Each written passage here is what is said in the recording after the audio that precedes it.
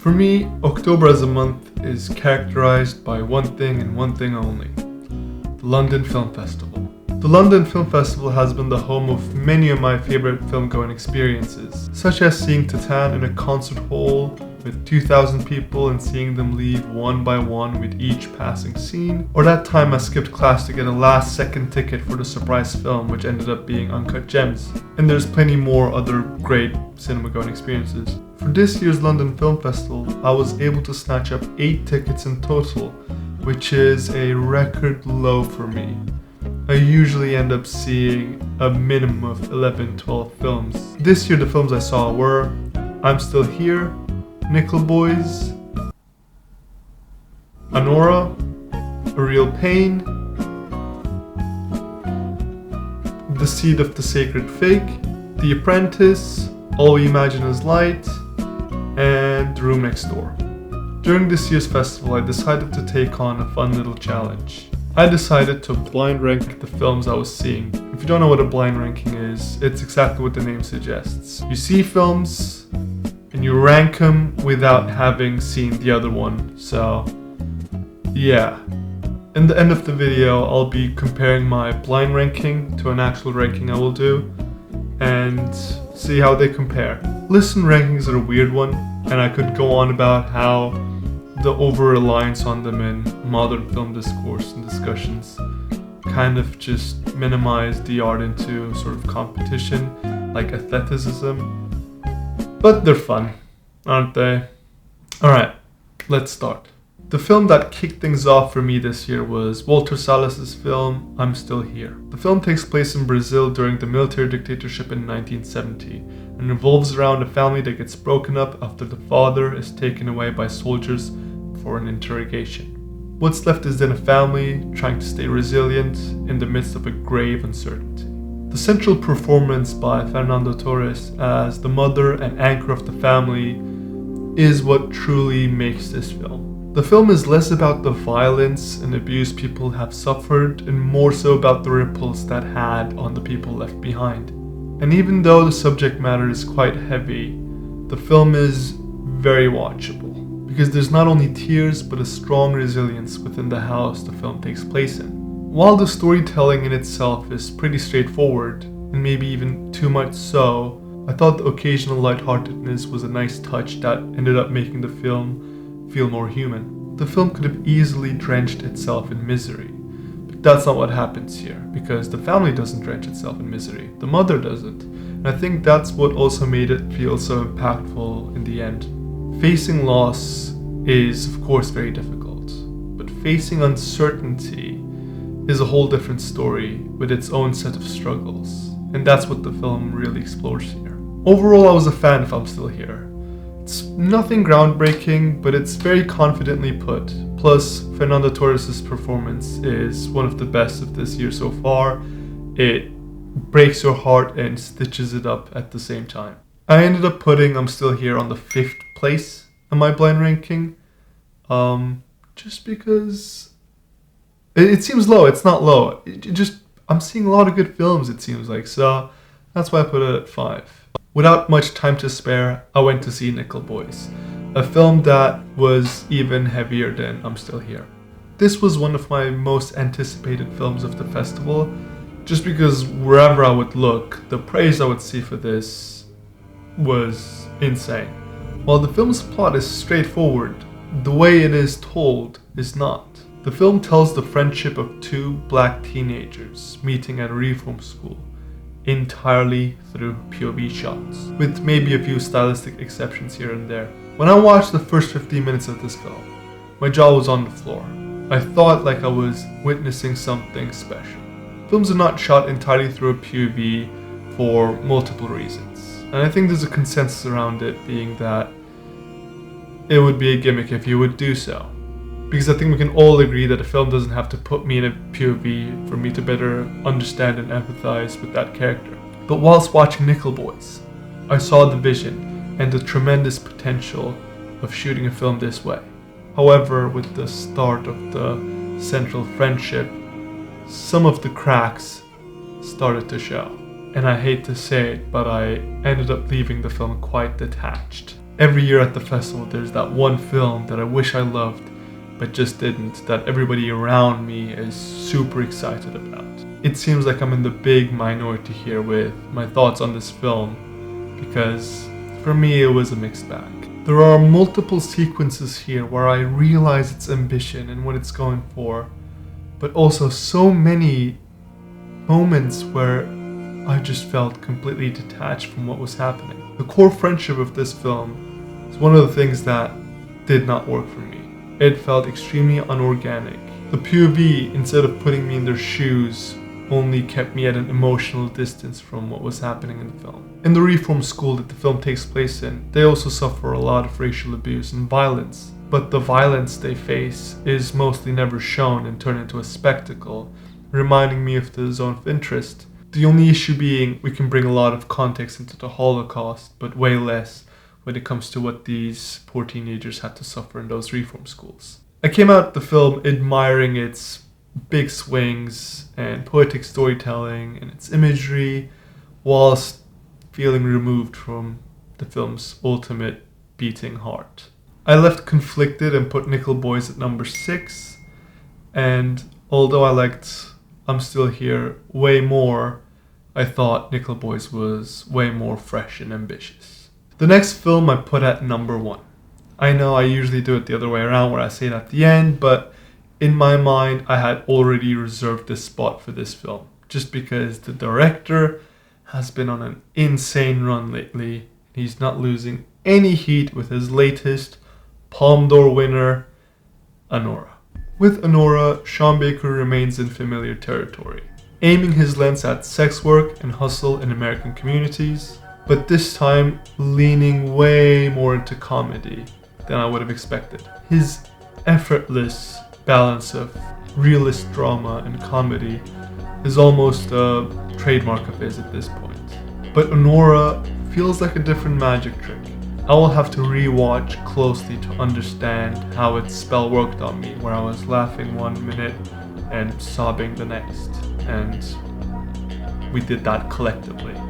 You also probably heard a lot of praise for the cast and their chemistry, and I will be echoing it. Everyone feels so natural and in tune with each other that it's so easy to forget that all this was orchestrated by a mastermind. Karan Karagulian, who has been in all of Sean Baker's projects, delivers not only my favorite line delivery, but my favorite performance of the year so far. Seeing Anora at a concert hall with thousands of people laughing in unison and leaving with a lump in their throat was a great reminder as to why I love watching films at a film festival. It's getting tiring to say that Sean Baker is one of the greatest American filmmakers working today after each of his releases, but with how big the projections are for this film, both for the box office and award season, this time it might be echoed by an even larger group, and that's good to know. Also, I'm pretty sure I saw a Red Rocket Easter egg in this film. Near the end, when they're in Las Vegas, there's a billboard that has Strawberry's face with the text strawberry and other text that I was not able to read on time, but I'm very sure that was Suzanne's son and it said strawberry. That's all I know. In the same day I watched Jesse Eisenberg's directorial film A Real Pain, starring Kieran Culkin and Jesse Eisenberg as two cousins who reunite on a trip to Poland after the death of their grandmother. This film originally premiered in Sundance all the way back in January, and to see it have its rollout this close to the end of the year, aka award season, shows that Fox Searchlight is quite confident with the film. Last year we saw a similar Sundance to award season pipeline with Past Lives. Whiplash had a very similar storm, and Coda somehow. Real Pain just washed over me with its 90-minute runtime after having constantly seen 2.5-hour films in the festival so far. It's a very digestible film that plays a bit too strictly by the rules, whether it's its form, screenplay, or direction. I left the film wishing it aimed higher, whether it was with its character arcs, its emotional resonance, or a deeper exploration into the titular pain. Our two leads and their chemistry is the foundation that the film is essentially built and relies on. Yes, you could make the tiring but valid argument that the two leads just play themselves, but hey, they make it very watchable. They are easily the best thing about this film. The characters around our two leads, however, feel like one-dimensional pawns for them to just play off of. Yes, the film is ultimately about the journey of these two cousins, but their interactions with the people around them just felt like a mouthpiece for the writer to get his thoughts out. During many of its more emotional moments, I also found myself completely stone-faced. It doesn't allow its more tender moments to breathe before we get hit with a joke that cuts right through. Overall, my opinions on A Real Pain are best described by saying, I wanted more. It's just fine. I put A Real Pain at number 8, hoping that the other films I would be seeing would just be better, because I did not dislike the film. Even though it's at the very bottom of the list, I did not dislike the film. I was just betting towards the other films being better. The next day, I saw The Seed of the Sacred Fig, the Iranian film that made headlines during Cannes when its writer-director Mohammad Rasulov fled his country to avoid his jail sentence for making his politically charged film. And politically charged it is, including multiple real-life footages from the Women Life Freedom Movement, which was a protest against compulsory hijab laws and oppression against women. Instead of the loud, lively streets, we found ourselves in the home of a family, where tensions rise and new rules are set in place. Telling the story of a social resistance through a turmoil in a close-knit family does not only make for a riveting story, but one that's deeply dark and affecting. An oppressor living in the same house as the oppressed. It's a slow burn film by exact definition. It's a carefully structured story that slowly, with each new turn, becomes more and more suspenseful, until it loses its temper in a climax that I don't think anybody in the auditorium saw coming. Having been born and raised in a country where I've been witness to similar protests, made the film really hit home with me. I resonated a lot with it, and it made for a very emotional watch. Even aggravating me with how believable some of the performances and line deliveries were. I ended up putting The Seed of the Sacred Fig optimistically at 3, thinking I might watch something better than this, even though I loved the film to bits. After that, I saw The Apprentice, for which I had the lowest expectations for, but was still excited about. And maybe that helped because I left with 2 thumbs up. The film is about Donald Trump's rose to power in the 1970s under his mentor, the devil himself, Roy Cohn. The reason why my expectations were as low as they were was because of the lukewarm reactions the film's been getting. And a film being as timely as this, I thought it's weird that there's such little discussion around it. I personally am not a big fan of biopics, which was another reason why I wasn't too excited for it, because sometimes they can feel as bland as Wikipedia articles. The approach director Ali Abbasi takes in this film is that of a villain origin story, or a tale of student and master where the student eventually outgrows the master. The film has more parallels with those stories than your usual biopic, although it does have its pitfalls into that as well, where it made me roll my eyes. So, how's Sebastian Stan as Donald Trump? You know, the first casting choice everyone thinks of when thinking Trump. He's great, solely because you don't really see it at first, and the film actually weaponizes that and uses it as an advantage. His transformation into Trump that we all know today happened slow and gradually, but also all of a sudden. It's scary, and I use the word scary very consciously. It's how me and my friend both described it when leaving the film. After the end of Succession, everyone and their grandma has been rooting for Jeremy Strong. And rightfully so, because he's amazing in this. He is the show stealer. You could even make the argument that the film loses a bit of steam when he's not around, since the film's true juice lies within Trump and Roy Cohn's relationship. It's the film's last moments with Roy Cohn that I always replay in my mind when I think of the film. It was my favorite part, and what it does there with the juxtaposition is very cool. That's all I will say about it. The film doesn't say or present new revelations about Trump and America, but instead paints a riveting portrait of his inception as an unstoppable figure.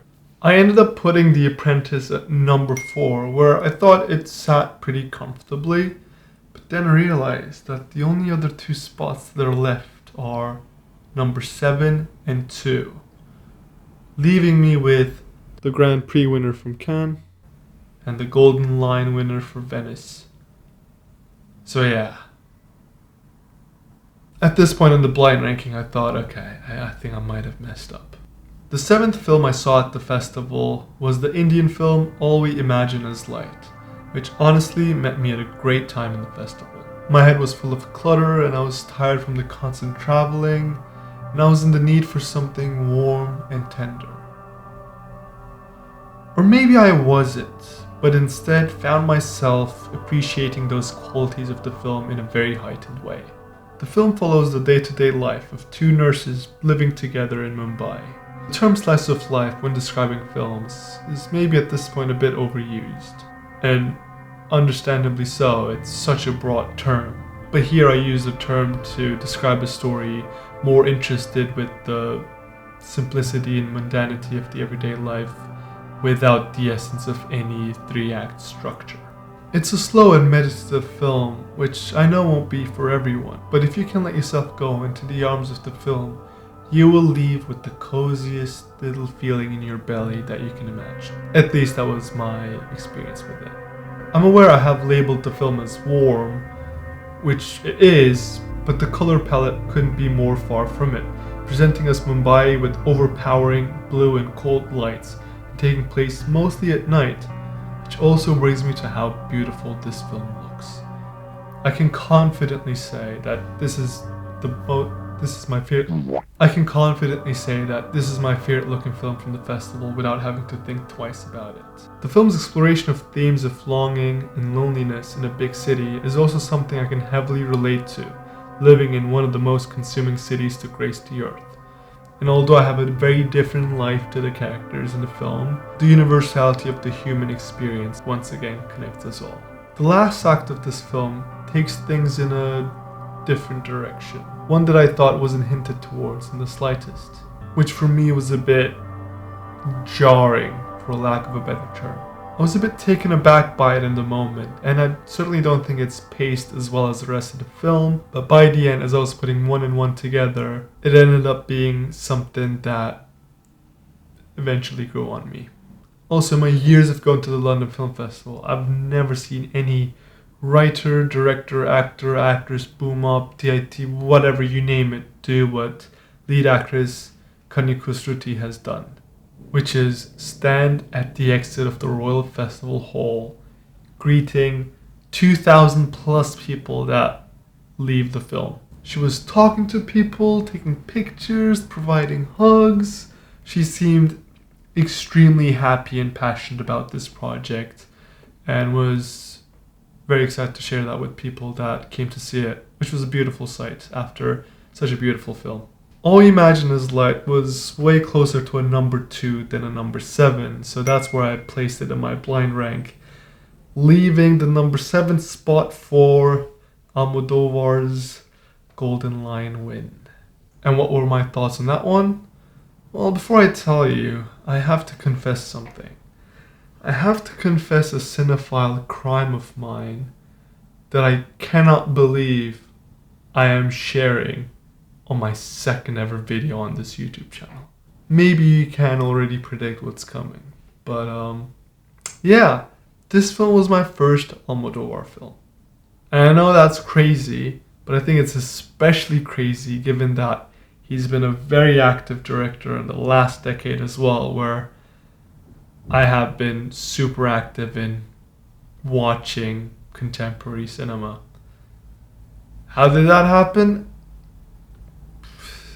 When discussing his latest film, I feel like I might bring way less to the table than someone who's way more familiar with his filmography than I am. The Room Next Door is a bit of a weird one, mainly because although it won the Golden Lion in Venice, there's such little hype and discourse around it. A lot of people have been saying that this award was more of a legacy award for his long-standing career than for this film specifically. This project was also the Spanish director's first ever English feature, which has been another major talking point online, but these are both things that I don't have much to say on, but they felt worth mentioning nonetheless. The film is about Ingrid and Martha, two old friends that reconnect and get to know each other closer than ever, whilst fulfilling Martha's dying wish.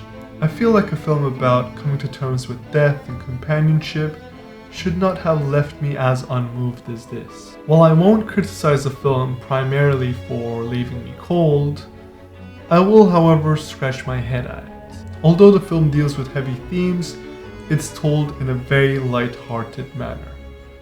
And although that is a stylistic choice, it's one that didn't work for me entirely, and even felt alien in points. Is it supposed to be camp? Is it just bad screenwriting? Beats me. It's certainly not a hard film to watch, with its vibrant colors and solid performances from Julianne Moore and Tilda Swinton, if you can believe that. But the screenplay here really felt like it needed their hand, and with what they got, they, I think, did their best. It's a film that in the future I am almost certain I will need help to recall, but one that I did not get bored whilst watching. It felt like a Sunday morning comfort film, where dissecting it closely almost takes the fun away. As I've said, I've put it at number 7 because there was no other spot available. So overall, this is how my blind ranking ended up looking like. If I had to rank those films again right now, having seen them all, I would rank them like this.